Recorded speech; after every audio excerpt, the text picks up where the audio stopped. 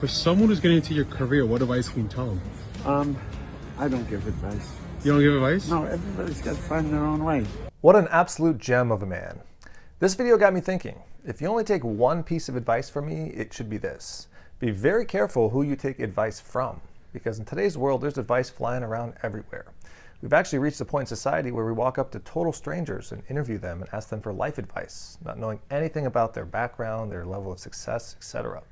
Social media is full of people that are brand new to something but quick to give you advice. We see this in everything. Men's clothing, trading crypto, parent bloggers that are the first-time parents. We don't know anything about what that kid's going to turn out like, so how do we know that this is good advice? I think it's actually human nature for people, especially men, to want to give advice. And they don't mean any harm, even though they don't know much about the subject.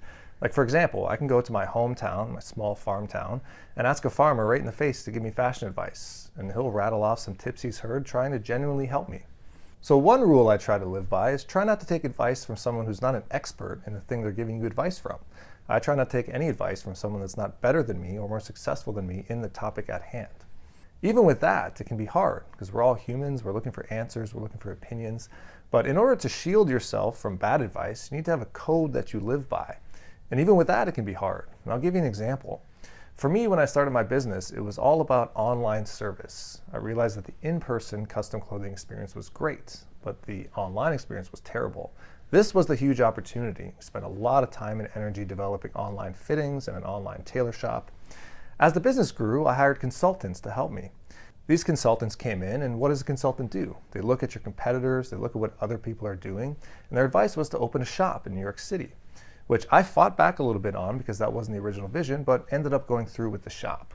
Now, I'm not mad at the shop. We learned a lot of lessons from that, but it really did set us back 3 or 4 years as we stopped working on our goals online and took a break to do the in-person thing, which really wasn't our bag.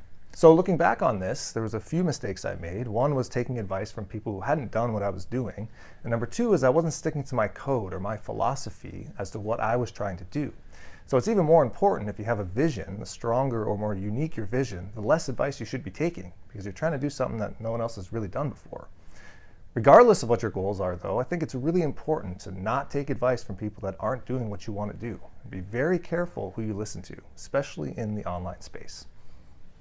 I hope that's helpful, and I know I'm dishing out a lot of advice generally, but I try to keep it to menswear, things I've studied, and things I know. Thanks for watching. Peace out.